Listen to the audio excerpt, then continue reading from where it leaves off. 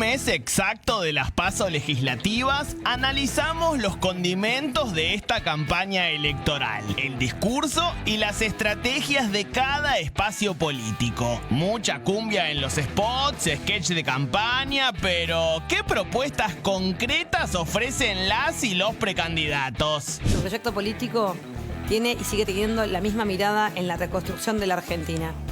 Lo primero que pusimos, el primer objetivo a cumplir es el plan de vacunación.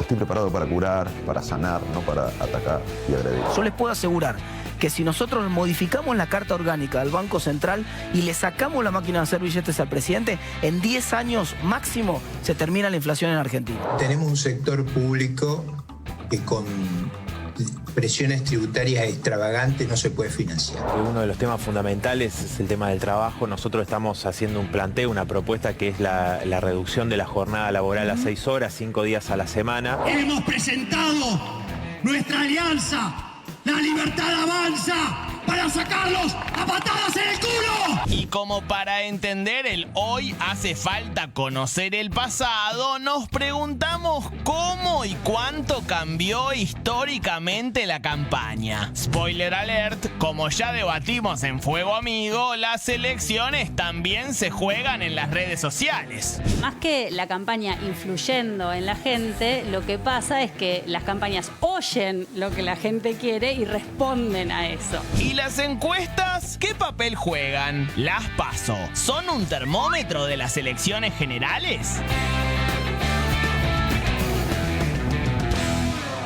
Yo les digo sinceramente, pensaba que yo estaba con la mejor politóloga de la Argentina, pero me entero por ella que los mejores politólogos son nuestros invitados, ¿no? ¿Quiénes son, Cata? Sí, porque han sido profesores míos, 3 genios. Estamos con Ana María Mustapic, politóloga de la Universidad Torcuato Di Tella. Estamos con Sebastián Echemendi, también politólogo de la Universidad Torcuato Di Tella. Y estamos con Marcelo Leiras, que es politólogo de la Universidad de San Andrés y también asesor del gobierno. Bienvenidos a los 3. Muchísimas gracias por estar en Fuego Amigo. Una alegría verlos. Nos parecía que estaba bueno también pensarlo y volar un poquito más arriba de lo que son las contingencias. Y por eso abro con Ana María con la primera pregunta. Una parte del discurso de Cristina hablaba de odio. Y yo te quería preguntar a vos qué pensás sobre esta parte en la que ella se refería a paren, bajen un cambio, paren con tanto odio y otras cosas que dijo. Sí, el odio es algo de las élites políticas y económicas de la Argentina desde el último tiempo, o es algo que habita nuestra sociedad desde antes. ¿Y por qué crees que Cristina apeló a esa frase? Mira, en principio, digamos, es un fenómeno como más reciente, digamos. Si yo pienso del 83, al empezar el 83, el odio no existía. Digamos, esto es un fenómeno, digamos, más reciente. Y, digamos, se instala el tema este de la grieta, que básicamente es, digamos, no tener demasiados argumentos, es no tener demasiados temas sobre los cuales ocuparse, ¿sí? Son temas irrelevantes de repente los que se plantean cuando existe la grieta de por medio, ¿sí? Y entonces frente a ese escenario, digamos, al que se suma naturalmente la crisis en la que estamos, ¿sí? Que no es solamente producto de la pandemia, efectivamente me parece pertinente la pregunta que formula la vicepresidenta sobre, bueno, ¿qué es lo que vamos a hacer? Y esa me parece que es la cuestión central. Digamos, está bien, todo es un desastre. Perfecto. Digo, ¿qué avanzo yo diciendo y, digamos, y poniéndome, digamos, como más, no sé, violento respecto de los opositores? Digamos, en principio diría, bueno, con esto no se avanza mucho. Y por eso me parece que, digamos, la búsqueda de algún tipo de acuerdo hacia futuro, una estrategia muy importante para salir del pantano en el que nos encontramos. Bueno, a propósito de este discurso, le pregunto a Sebastián, ¿no es un proceso natural de las campañas que a medida que se acerca el día de la elección se van endureciendo, suben los tonos, se van acomodando las tropas detrás? Digo, estoy pensando también en la foto de Alberto Fernández con Larreta juntos anunciando... Y Kicillof, los 3. Los 3, ¿no? Las medidas para enfrentar la pandemia y a medida que nos vamos acercando a la elección, enemigos íntimos, de amigos a enemigos. Sí, a ver, pasa eso en las campañas, pero a mí me gustaría, si me dejás un segundo, subir un poco el lente, digamos, ¿no? Sí. Cuando uno ve la Argentina de hoy, hay chispazos, hay, digamos, discursos en algún momento chicanas, muy polarizantes, pero miremos dónde estamos, ¿no? Estamos en una crisis. El año pasado el PBI bajó 10%, análoga al 2001. En el 2001 se quemaba la Plaza de Mayo, había, digamos, presidentes que duraban semanas, ¿no? Si comparamos para atrás, para también crisis, estamos procesando una elección, hay 2 coaliciones, todo más o menos estable. Si comparamos en la región, no sé, mira, Chile viene de un incendio, están, digamos, repudiando la clase política. Colombia y Ecuador hiperconvulsionados. En Brasil hay un presidente de cuasi extrema derecha que desfila con los militares, digamos. Entonces, me parece que cuando uno sube un poco el lente, mira a la Argentina y, digamos, en un contexto muy difícil, en que, insisto, en estas cosas, cuando baja la economía, digamos, 10%, y tenemos la situación social que tenemos, en otros lugares del mundo hay huelgas, fuego y desorden, digamos, ¿no? Mucho peor que el nuestro. No estoy diciendo que estemos bien, pero me parece que también hay que dar... No, está re importante, porque es verdad, y lo decía Ana María en una nota que dio el fin de semana, las 2 coaliciones principales están fuertes y la gente quiere votar, ¿no, Marcelo? Bueno, vamos a ver cuál va a ser la asistencia electoral, ¿no? Como ocurre en otros lugares del mundo, es posible que vote un poquito menos de proporción de gente que en otras ocasiones, pero yo curiosamente comparto tanto la opinión de Sebastián como la de Ana. Efectivamente, yo creo que la situación argentina desde el punto de vista institucional es un poco más firme que la de algunos países vecinos. Y en particular el descontento ciudadano que se vio, por ejemplo, en Ecuador, en Colombia, en Chile, y con otra significación en Brasil, aquí se manifiesta por el momento a través de las instituciones partidarias. Y efectivamente la situación económica es tan seria como la describió Sebastián. Ahora, también es cierto que en 2001 no existía este fenómeno de identificación partidaria tan fuerte que alimenta el odio al que se refería la vicepresidenta, ¿no? Y entonces uno puede preguntarse por qué ocurre eso. En particular, por qué la identificación con un partido político tiene una significación afectiva tan importante para nosotros, ¿no? Y eso efectivamente se acentúa en el contexto de campañas, pero ocurre independientemente de las campañas también, ¿no? Y me parece que eso ocurre cuando uno encuentra que su identificación partidaria lo define a uno como persona, ¿no? Y eso plantea un problema. Y creo que es el problema, desde mi punto de vista, al que se refiere a la vicepresidenta, o esa es la interpretación que yo hago de lo que dice la vicepresidenta. El problema consiste en que cuando en la identificación partidaria se te juega una cosa personal, lo que hace el otro, no importa si está bien o mal, lo hace el otro, punto. Entonces, por más que uno sea miembro de una comunidad y haya un gobierno tratando de resolver un problema, te preocupa menos la solución al problema que el hecho de que esa persona que está gobernando y no te gusta, salga de ahí. Sobre este gobierno con el cual yo colaboro, se han escuchado muchas críticas, muchas de ellas probablemente justificadas, pero también muchas muy descabelladas, que tienen precisamente este fundamento afectivo, ¿no? Y entonces me parece, volviendo a lo que decía Ana, y citando nuevamente las palabras de la vicepresidenta, nosotros tenemos problemas muy serios. Y puede haber mucha gente que no está contenta con el hecho de que Alberto Fernández o el Frente de Todos estén a cargo del gobierno. Ahora, esos problemas no se van a ir, por más que alguien sienta satisfacción personal por el hecho de subrayar un error o poner incómodo a alguien. Argentina necesita crecer, Argentina necesita reducir la inflación, Argentina necesita sostener la protección social que el gobierno trató de ofrecer en el contexto de la pandemia y hacerla más eficaz de acá en adelante, ¿no? Entonces, es importante poner nuestras pasiones partidarias en su justo lugar y evitar que se convierta en un obstáculo para resolver lo que tenemos que resolver. Ahora, corro las pasiones partidarias y te pregunto a vos, Ana María, hablando un poco de nuevo, tratando de volar un poco más alto de la contingencia, pero analizando lo que dijo hoy Cristina, ¿vos creés que hace algún tipo de propuesta cuando habla hoy y en lo poquito que han hablado los otros candidatos en reconstruir la sociedad post-pandemia o simplemente es un diagnóstico, pero no hay ninguna propuesta. Lo preguntamos porque acá nos venimos quejando nosotros en Fuego Amigo que han pasado los candidatos de todos los espacios y hemos escuchado pocas propuestas que tengan que ver con lo que está pasando el día a día en la calle. Sí, hay una agenda, y me suma lo que dice Cata, ¿no? Da la sensación, bueno, muchas veces los enredamos en las discusiones de Twitter, de las redes, la televisión suele reproducir esto, los medios gráficos también.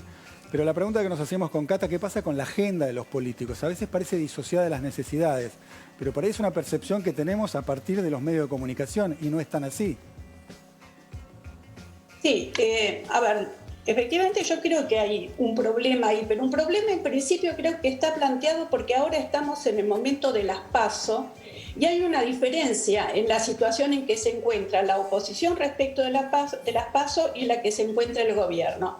El gobierno prácticamente definió sus candidatos y en cambio en la oposición tiene que estar definiendo, digamos, quiénes van a ser esos candidatos.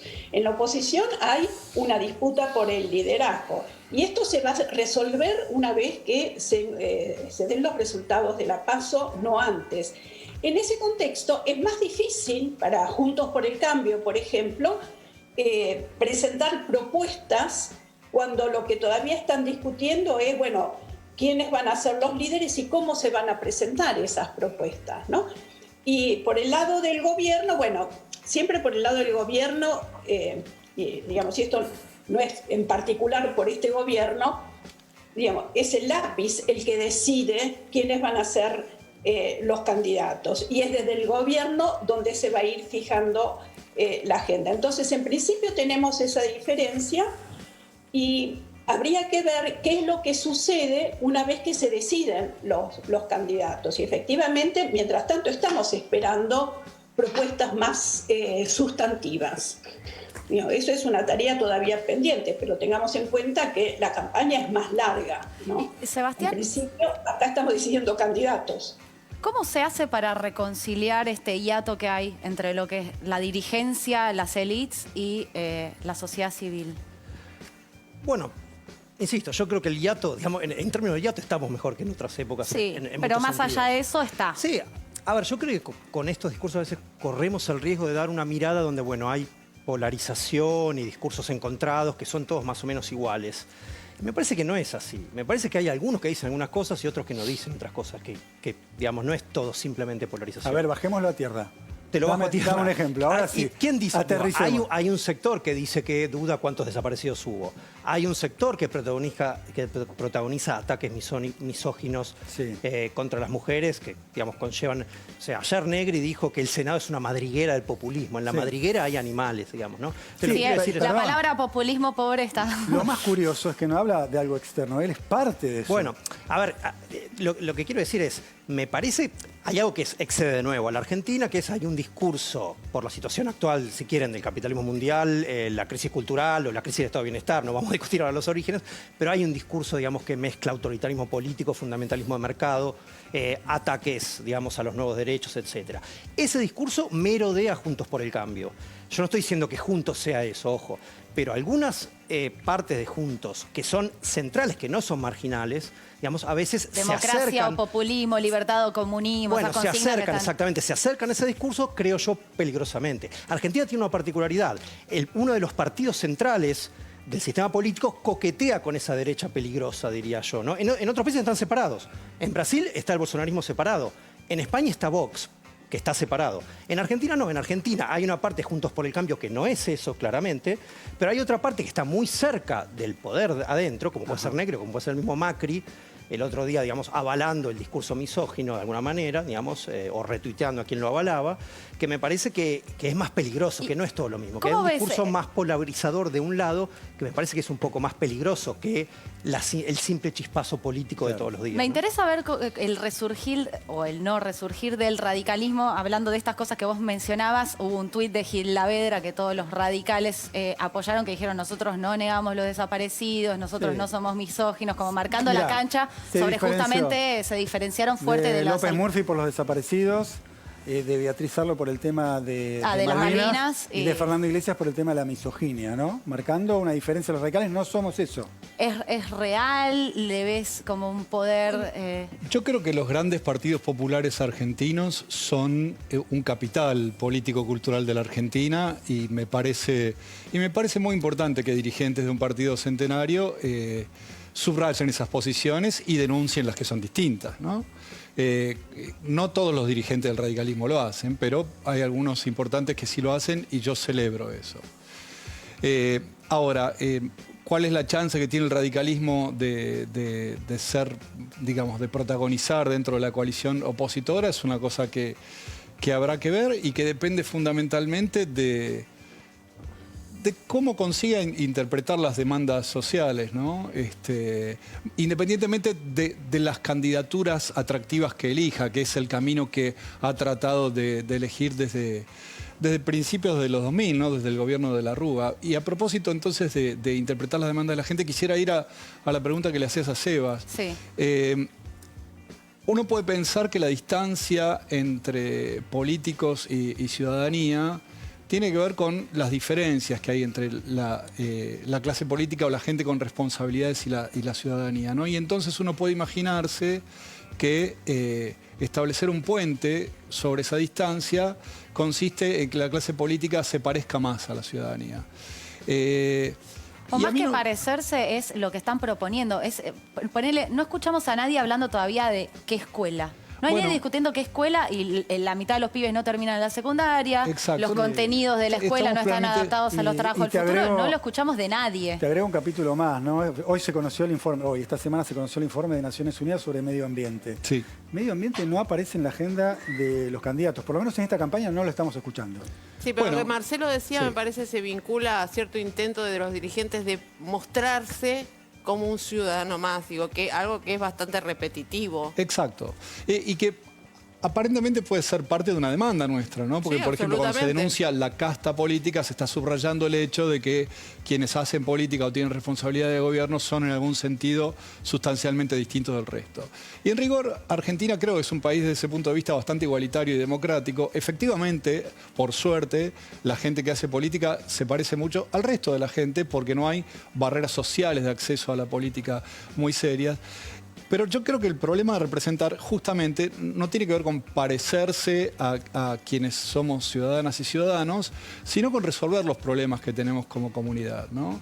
Los ambientales, los que tienen que ver con la educación y algunos que en este momento tienen como prioridad en la agenda y los más urgentes que son los económicos. Desde ese punto de vista me parece que ustedes mencionaban las propuestas y yo creo que en la campaña y en el discurso previo a la campaña hay propuestas.